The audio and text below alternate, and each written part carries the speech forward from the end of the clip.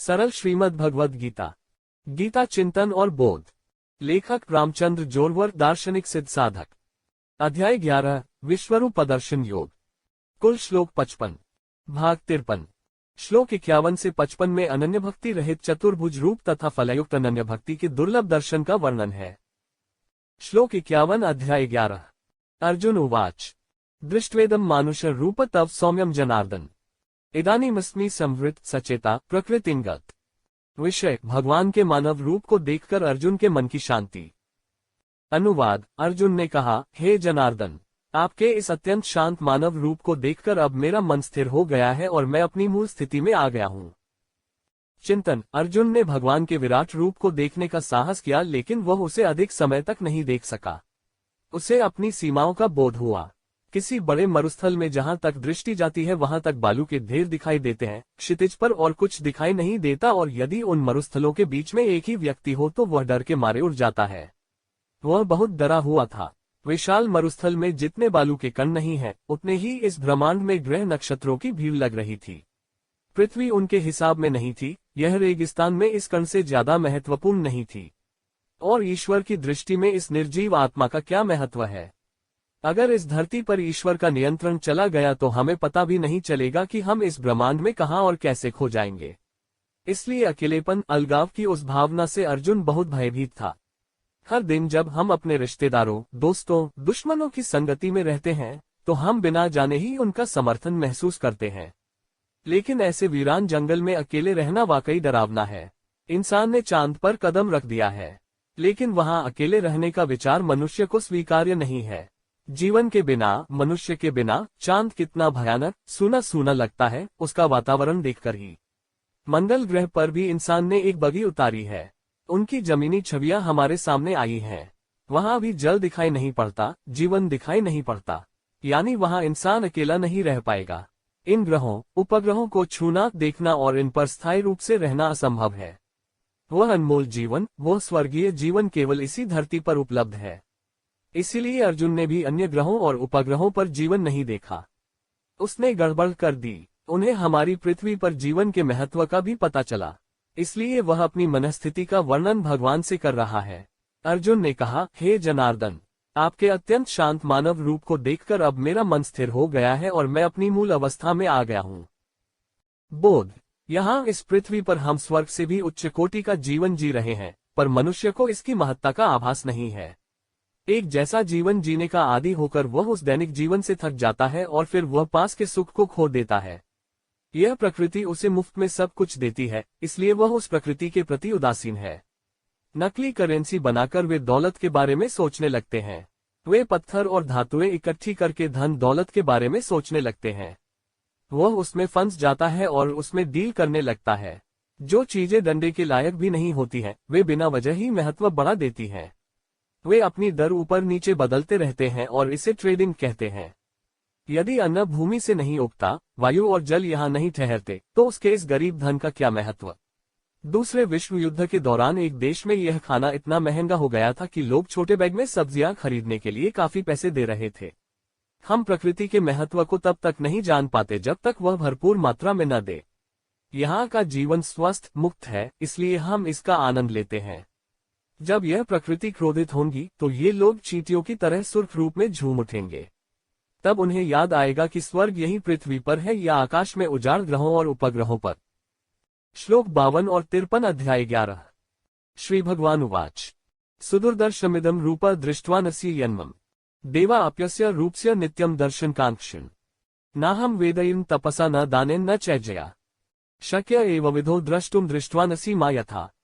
विषय, चतुर्भुज रूप के दर्शन की दुर्लभता और उसका प्रभाव।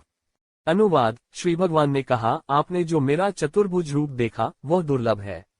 देवता भी सदैव इस रूप को देखने की इच्छा रखते हैं। जैसा कि आपने मुझे देखा है, मेरे चतुर्भुज रूप का दर्शन वेद, तप, दान और यज्ञ से भी नहीं हो सकता। चिंतन, भगवान कृष्ण यहाँ अर्जुन को दिखाए गए विष्णु के चतुर्भुज रूप के संदर्भ में बोल रहे हैं। हमारे पुराणों में विष्णु पुराण जैसे कई धार्मिक ग्रंथ हैं जो भगवान विष्णु के महत्व को बताते हैं। भागवत ग्रंथों में भी विष्णु के दशावतार का उल्लेख मिलता है। कृष्ण को भगवान विष्णु का 8वां अवतार माना जाता है। उसके बाद भगवान बुद्ध को 9वां अवतार माना गया। कली का 10वां अवतार अभी बाकी है। लेकिन भगवान कृष्ण स्वयं अर्जुन से कह रहे हैं कि वास्तविक देवी देवता भी उत्सुक हैं और भगवान विष्णु को देखने की इच्छा रखते हैं, जो सभी देवताओं के मूल हैं, उनके चौगुने रूप को देखने के लिए। भगवान कृष्ण की कृपा से अर्जुन को मूल परमात्मा का सार्वभौमिक रूप दिखाया गया था, लेकिन उसने अपनी इच्छा के अनुसार भगवान विष्णु का चतुर्भुज रूप भी दिखाया। बाद में वे अपने कृष्ण रूप में पुनः प्रकट हुए और अर्जुन के भय को दूर कर दिया, जो भगवान के उन गहन अव्यक्त रूपों को देखकर भयभीत था। उसका मन फिर से मनुष्य की तरह बस गया।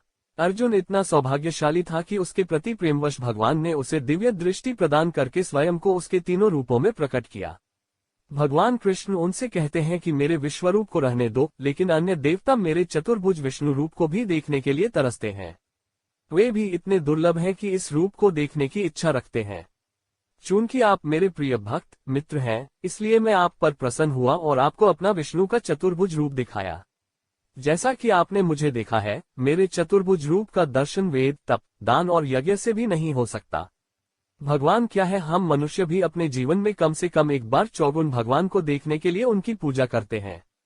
वेदों में ईश्वर के गुणों का वर्णन करने वाले अनेक श्लोक हैं। गाकर, तपस्या करके, दान देकर और यज्ञ करके भी भगवान के ऐसे दर्शन करना कठिन है। भगवान को अपने भक्त की भक्ति अधिक प्रिय होती है। वह अन्य सभी बातों से प्रसन्न नहीं होता। वह स्वतः ही हमारी आस्था, हमारी भक्ति को जान लेता है। उसने अनुभव किया कि वह स्वयं होकर ही दर्शन देता है। बोध, हम अपना हृदय परमपिता परमात्मा को समर्पित करना भूल गए हैं।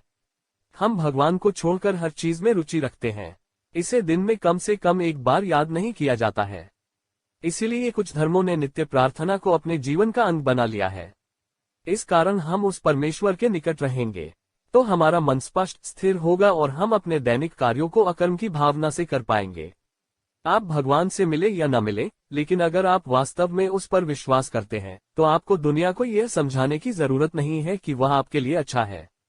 अंत में हम अपने कल्याण के लिए, अपने जीवन को सार्थक बनाने के लिए भगवान की पूजा करते हैं और उनके दरबार में जाते हैं। तो यदि उनके शुद्ध नाम का प्रभाव हमारे जीवन में इतना अच्छा लाता है, तो उनके नाम को हर दिन याद करने में क्या हर्ज है, जहां उस उद्देश्य के लिए विशिष्ट समय है।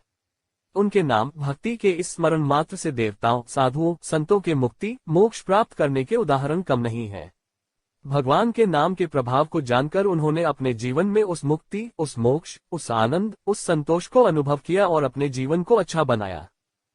श्लोक 54 अध्याय 11 भक्त्या त्वनन्यया शक्य हमें ववेदोर्जुन ज्ञातुम द्रष्टुम च तत्त्वेन प्रवेष्टुम च परन्तप। विषय, अनन्य भक्ति से भगवान की प्राप्ति सहज हो जाती है। अनुवाद, किंतु हे अर्जुन, अनन्य भक्ति से इस प्रकार के चतुर्भुज मुझे प्रत्यक्ष रूप से देख सकते हैं, सिद्धांत रूप में मुझे जान सकते हैं और मुझ में प्रवेश कर सकते हैं, अर्थात मेरे साथ एक हो सकते हैं। चिंतन, कर्म कोई भी हो, उसमें एकाग्रता न हो, आत्मीयता न हो, तो वह निष्फल हो जाता है। परंतु यदि कोई कर्म बड़ी श्रद्धा और एकाग्रता से करता है तो उस कर्म में गति तो बनती ही है, पर वह अपेक्षा से अधिक शीघ्रता से पूर्ण भी हो जाती है। इसके अलावा इसके परिणाम अपेक्षा से अधिक हैं और यह पूरी तरह से अनासक्ति क्रिया से रहित हो जाता है। उसी को हम अद्वितीय भाव से किया हुआ कर्म कहते हैं।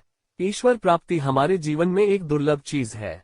हम दुनिया में सब कुछ अलग अलग तरीकों से प्राप्त कर सकते हैं, लेकिन ईश्वर को पाने के लिए एक अनूठी वृत्ति, एक अनूठी भक्ति का होना आवश्यक है।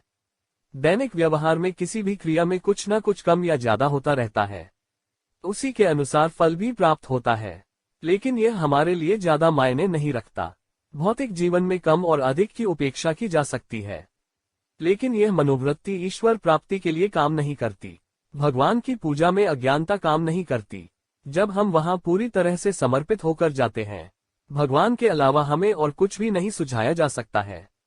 उस परमात्मा को तभी प्राप्त किया जा सकता है जब वह प्यारा लगे। बहुत से लोग दिखावे के लिए परमेश्वर की आराधना करने का ढोंग करते हैं। वे अपने हृदय से परमेश्वर को नहीं समझते, लेकिन वे दुनिया को दिखाने के लिए ऐसा दिखावा करते हैं। तो वे दुनिया को कुछ समय के लिए धोखा दे सकते हैं, लेकिन वे वास्तविक परमात्मा भगवान को कैसे धोखा दे सकते हैं? जो ऐसे लोगों को जानता है जो स्वयं को भी ठीक से नहीं जान सकते, क्या वह ईश्वर इस पाखंडी आत्मा को नहीं जान पाएगा? यह दुनिया को धोखा नहीं है, यह भगवान को धोखा नहीं है। हम अपने आप को धोखा दे रहे हैं।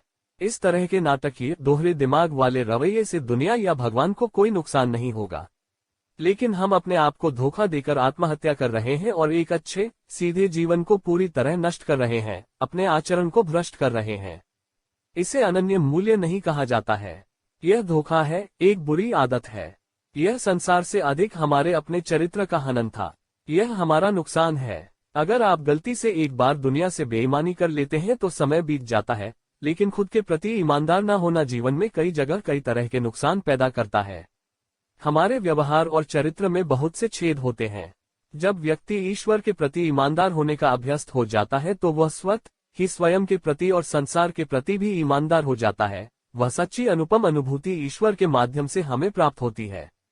इसलिए भगवान की पूजा पूरी ईमानदारी और पूरी श्रद्धा से करनी चाहिए।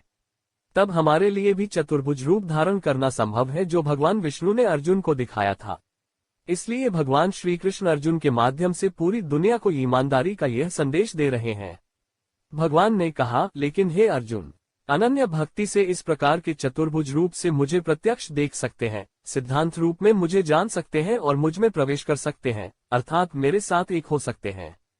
भगवान ने बहुत ही संक्षिप्त और स्पष्ट शब्दों में यहाँ बताया है कि अपना जीवन कैसे जीना है। जीवन जीवित है और मृत्यु के बाद भी प्रत्येक जीव को ऐसा मुक्त स्वतंत्र जीवन जीने का अधिकार है। फिर यहाँ किसी पर गरीब या अमीर, ऊंची जाति या काली जाति का भेद लागू नहीं होता। ईश्वर सबके लिए एक समान है। हर किसी को उसे जानने और उसके साथ एक होने का अधिकार है।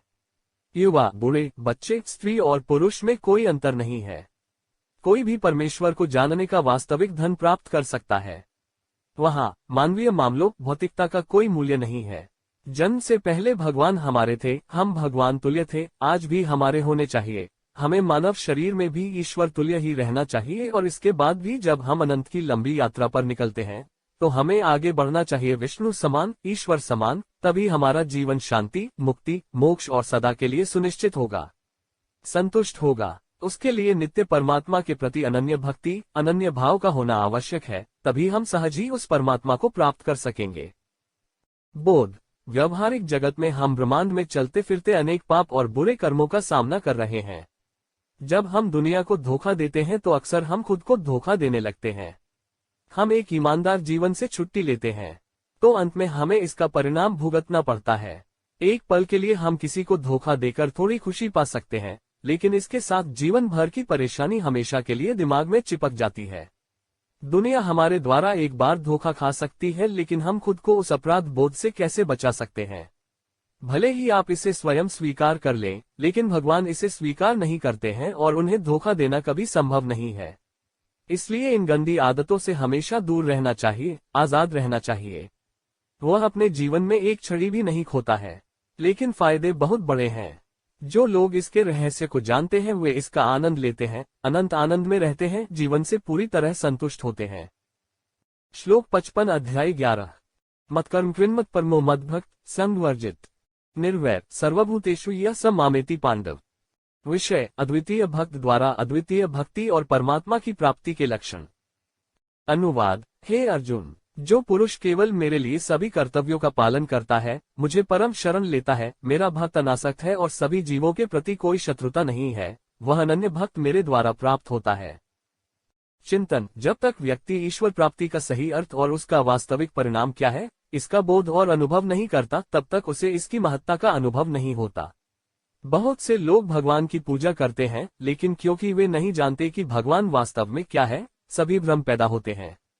मनुष्य इस अज्ञानता के साथ भ्रमित जीवन व्यतीत करता रहता है। जब हमें पता चलता है कि हम भगवान से पैदा हुए हैं, तो पहला भ्रम, पहला संदेह यहाँ फिर बैठता है।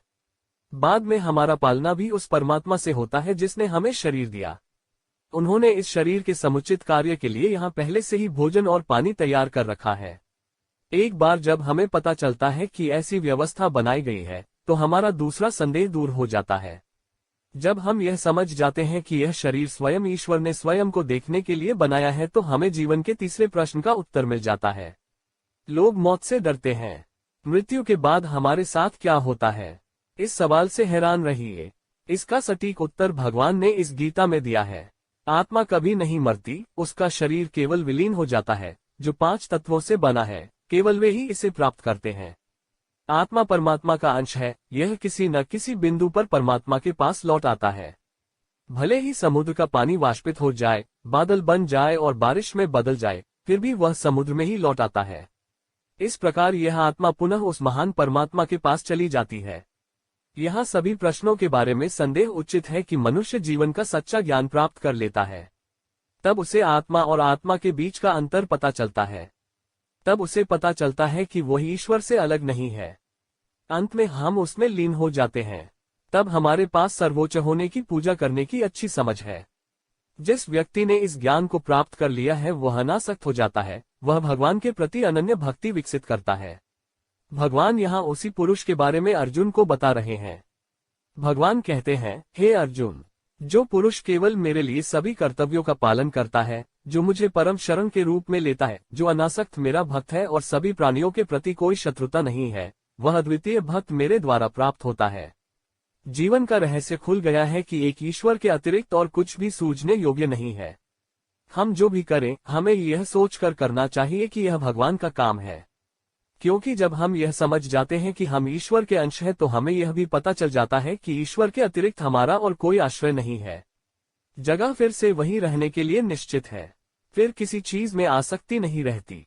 इस संसार के स्वामी ईश्वर का अंश बनकर हमें आश्चर्य होने लगता है कि हम इस क्षुद्र संसार में अटके हुए हैं।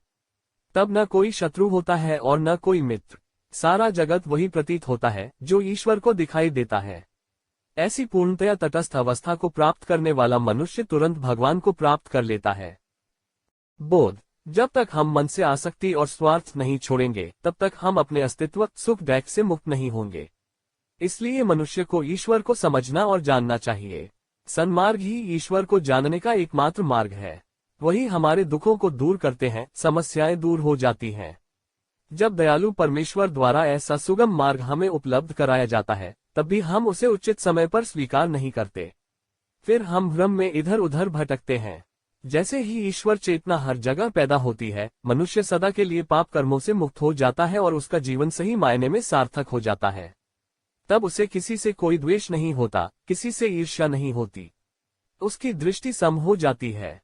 वह संसार को सर्वत्र एक समान देखने लगता है। ऐसा व्यक्ति जीवित रहते हुए ही मुक्ति और मोक्ष के परमानंद का आनंद लेता है।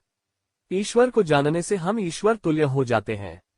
अब तक 11वें अध्याय के श्लोक नाम 51 से 55 तक अनन्य भक्ति रहित चतुर्भुज रूप के दर्शन की दुर्लभता तथा अनन्य भक्ति का फल सहित वर्णन किया तथा साथ ही यहाँ विश्वरूप दर्शन योग नामक 11वां अध्याय पूर्ण किया। श्री कृष्णार्पणमस्तु।